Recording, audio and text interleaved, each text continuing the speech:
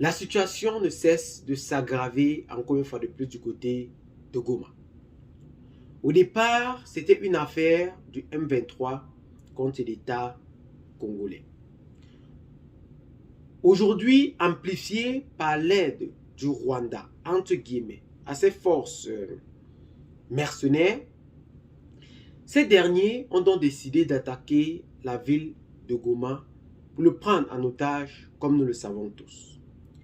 Malgré des appels incessants des États-Unis et bien d'autres qui ont appelé à un cessez-le-feu immédiat, le Rwanda continue encore une fois de plus d'étendre ses frontières. Maintenant, c'est le tour du géant d'Afrique, l'Afrique du Sud, qui a décidé ouvertement, en haute et intelligible voix, d'entrer corps et âme dans ce jeu entre le Rwanda, le M23 et le Congo.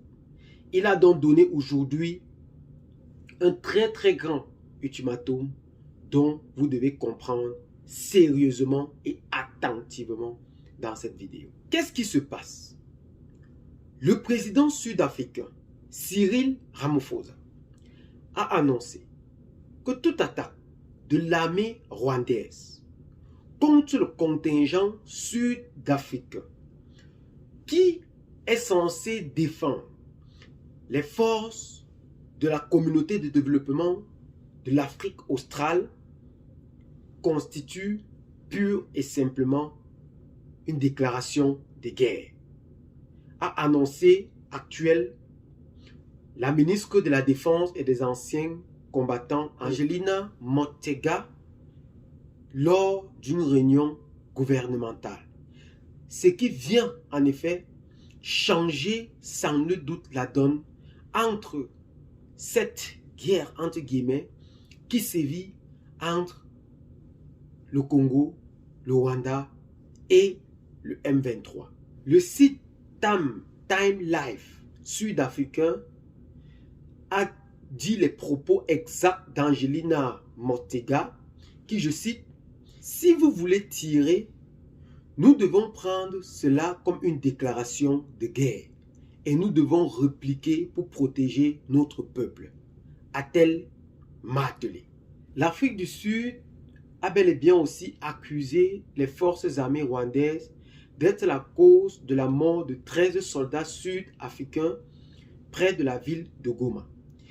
Ce qui a fait réagir également le gouvernement rwandais tout en disant qu'il est prêt à aller en confrontation directe avec l'armée sud-africaine si cela concernait bel et bien le problème dans l'est de la RDC.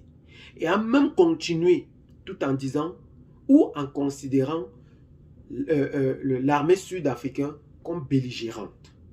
Faisant ainsi remarquer que la République sud-africaine lance des offensives avec l'armée de la RDC qu'elle coopère aujourd'hui pour défendre ce territoire national, ce qui constitue sans nul doute un danger pour la République du Rwanda.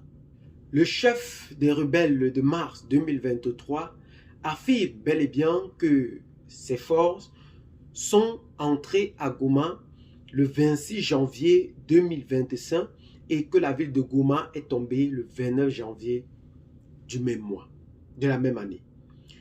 Rappelons aussi que le M23, qui constitue aujourd'hui les rebelles les plus dangereux actuellement du Congo, sont des déserteurs de l'armée congolaise et qui est constituée en majorité des Tutsis. Chose pas vraiment étonnante.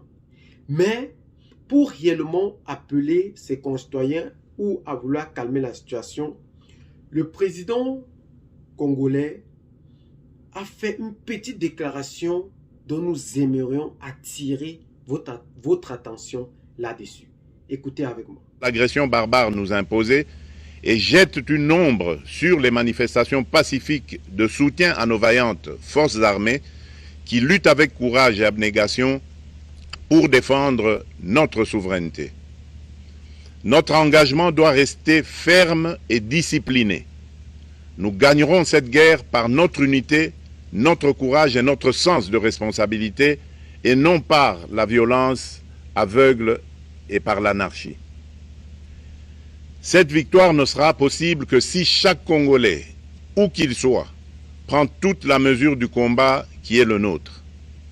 J'appelle donc la nation entière, hommes et femmes, jeunes et vieux, acteurs politiques, opérateurs économiques, membres de la société civile, confessions religieuses, artistes et sportifs à se mobiliser, à faire bloc derrière nos vaillantes forces armées et à contribuer chacun à son niveau à l'effort de guerre. J'ai instruit le gouvernement de mettre en place des mesures rigoureuses de réduction du train de vie des institutions et de leurs animateurs afin que les ressources ainsi économisées soient directement réorientées vers le soutien à nos forces armées.